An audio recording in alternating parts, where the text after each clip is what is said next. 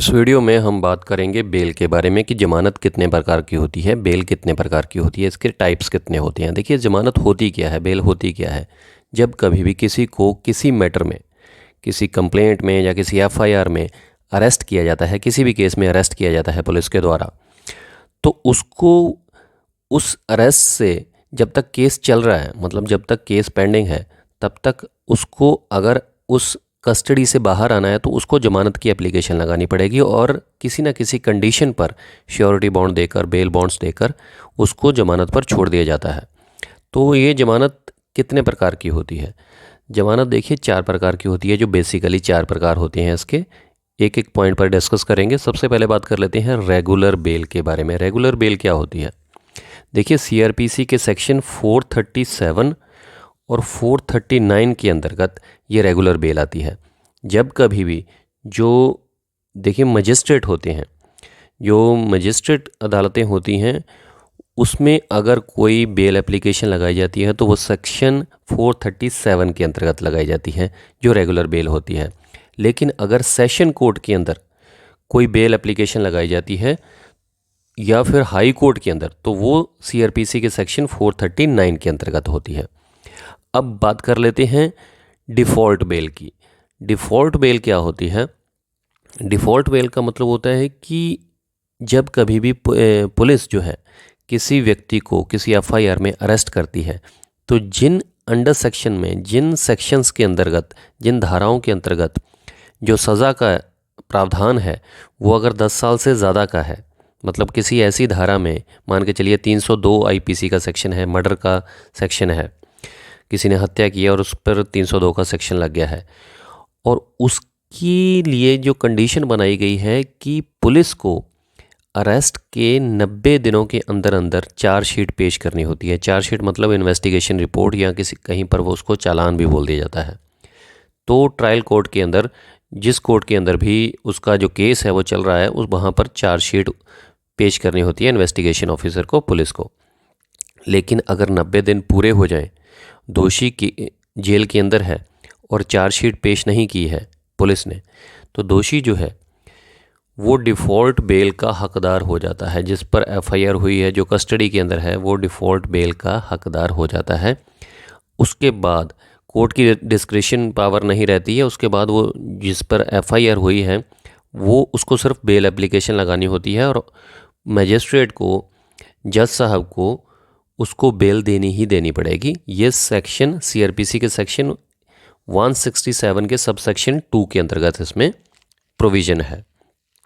और जिन धाराओं के अंदर 10 साल से कम की सज़ा है, वहाँ पर चार्जशीट जो है पुलिस को अरेस्ट के 60 दिनों के अंदर अंदर पेश करनी होती है। अगर 60 दिनों के अंदर अंदर चार्जशीट या चालान कह सकते हैं या इन्वेस्टिगेशन रिपोर्ट कह सकते हैं, अगर वो पेश नहीं की, तो जो कस्टडी के अंदर जो इंसान है, वो उसको अगर वो बेल एप्लीकेशन लगाता है सीआरपीसी के सेक्शन 167 के सब सेक्शन 2 के अंतर्गत, तो उसको बेल मिलनी ही मिलनी है। तो ये तो 2 बेल हो गई, वह एक तो रेगुलर बेल हो गई, एक डिफ़ॉल्ट बेल हो गई। इसके अलावा जो है एंटीसिपेटरी बेल होती है और इंटरिम बेल होती है, उसके बारे में डिस्कस कर लेते हैं। देखिए, इसके बाद जो 3rd नंबर पर है वो है एंटीसिपेटरी बेल। एंटीसिपेटरी के नाम से ही पता चल रहा है कि एंटीसिपेशन है आपको, मतलब आपको आशंका है। एंटीसिपेशन का मतलब होता है कि आपको अंदाज़ा होना, आशंका होना, कि आपको आशंका है कि पुलिस आपको किसी न किसी केस में अरेस्ट कर लेगी। तो एफआईआर होने के बाद जब कभी भी आपको किसी केस में ऐसा लगता है कि आपको अरेस्ट किया जा सकता है पुलिस के द्वारा, तो आप क्या करते हैं, सेशन कोर्ट में, हमेशा एंटीसिपेटरी बेल जो है वो सेशन कोर्ट में या हाई कोर्ट में ही लगती है, तो लोअर कोर्ट में नहीं लगेगी। वहाँ पर आप एंटीसिपेटरी बेल लगा सकते हैं सीआरपीसी के सेक्शन 438 के अंतर्गत। तो इसका जो प्रोविज़न है वो सीआरपीसी के सेक्शन 438 में है एंटीसिपेटरी बेल का, कि यहाँ पर अभी तक पुलिस ने आपको अरेस्ट नहीं किया, लेकिन एफआईआर वगैरह हो चुकी है आपके खिलाफ, तो आप एंटीसिपेटरी बेल की एप्लीकेशन लगा सकते हैं सेशन कोर्ट के अंदर या हाई कोर्ट के अंदर। तो वहाँ पर आपको ये प्रूफ देना होगा, ये साबित करना होगा कोर्ट को कि आपका इस केस से कोई लेना देना नहीं है और आपने कोई ऐसा अपराध नहीं किया। अगर कोर्ट को ऐसा लगता है तो आपको एंटीसिपेटरी बेल मिल जाती है। 4th और लास्ट जो है वो है इंटरिम बेल। देखिए, इंटरिम बेल के नाम से भी पता चल रहा है कि इंटरिम बेल का आप ये कह सकते हैं कि ये अस्थाई बेल होती है, मतलब पक्की बेल नहीं होती है, टेम्परेरी बेल होती है, ये कुछ दिनों के लिए होती है। ये कब मिलती है इसके लिए भी बता देता हूँ। हालांकि सीआरपीसी के अंदर इसका कोई प्रोविज़न नहीं है इंटरिम बेल का, लेकिन ये तब मिलती है जब कभी आपकी जो एंटीसिपेटरी बेल आपने एप्लीकेशन लगाई हुई है, चाहे वो हाई कोर्ट के अंदर है चाहे वो सेशन कोर्ट के अंदर है, लेकिन एंटीसिपेटरी बेल किसी न किसी कारण से पेंडिंग चल रही है, कोई भी रीज़न हो सकता है, कुछ दिन उसमें लग रहे हैं, तो आप क्या कर सकते हैं कि इंटरिम बेल की रिक्वेस्ट कर सकते हैं कोर्ट को कि जब तक आपकी एंटीसिपेटरी बेल पेंडिंग है, अभी उस पर डिसीजन आना पेंडिंग है, तब तक कुछ दिनों के लिए 1 हफ़्ता 2 हफ़्ता 3 हफ़्ते भी हो सकते हैं, तो तब तक आपको इंटरिम बेल दे दी जाए। तो अगर कोर्ट को ये उचित लगता है तो आपको इंटरिम बेल, या इसको अंतरिम जमानत भी कह सकते हैं या टेम्परेरी बेल भी कह सकते हैं, तो आपको इंटरिम बेल मिल जाती है। एंटीसिपेटरी बेल को अग्रिम जमानत बोला जाता है, इंटरिम बेल को अंतरिम जमानत बोला जाता है। और ये जो है अरेस्ट से बचने के लिए होती है। ये इंटरिम बेल जो है ये तब ली जाती है जब आपकी एंटीसिपेटरी बेल कहीं पर पेंडिंग हो और उसमें टाइम लग रहा हो।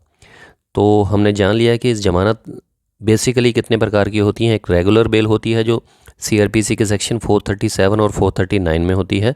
437 जब मजिस्ट्रेट के सामने बेल एप्लीकेशन लगती है, और 439 जो है जब सेशन कोर्ट में, सेशन अदालत में बेल एप्लीकेशन लगाई जाती है, रेगुलर बेल।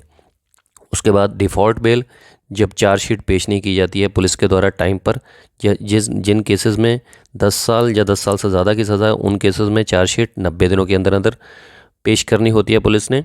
और जिन केसेस में जिन धाराओं में जो सज़ा है वो 10 साल से कम की है, वहाँ पर 60 दिनों के अंदर अंदर चार्जशीट पेश करनी होती है, चालान पेश करना होता है पुलिस को 60 दिनों के अंदर अंदर। अदरवाइज़ 167 के सबसेक्शन 2 के अंतर्गत बेल हो जाती है ऑटोमेटिकली, जब बेल एप्लीकेशन लगाता है जिस पर कोई एफआईआर हुई है और जो कस्टडी में है बंदा। उसके बाद एंटीसिपेटरी बेल और इंटरिम बेल। तो उम्मीद करता हूँ आपको क्लियर हो गया होगा। फिर भी कोई कन्फ्यूजन है या कुछ पूछना चाहते हैं, कुछ डिस्कस करना चाहते हैं किसी भी जुडिशियल पॉइंट पर, कमेंट बॉक्स में कमेंट कर सकते हैं। वीडियो थोड़ी सी भी अच्छी लगी हो, थोड़ी सी भी इन्फॉर्मेशन वाली लगी हो, तो मुझे कमेंट करके ज़रूर बताइएगा और लाइक कीजिएगा ताकि ज़्यादा लोगों तक ये वीडियो पहुँचे, और शेयर कर दीजिएगा दोस्तों के साथ। चैनल को सब्सक्राइब कर लीजिएगा। नेक्स्ट वीडियो में ऐसे ही सिंपल तरीके से बात करेंगे ताकि आसानी से आपको समझ में आ सके। शुक्रिया, धन्यवाद।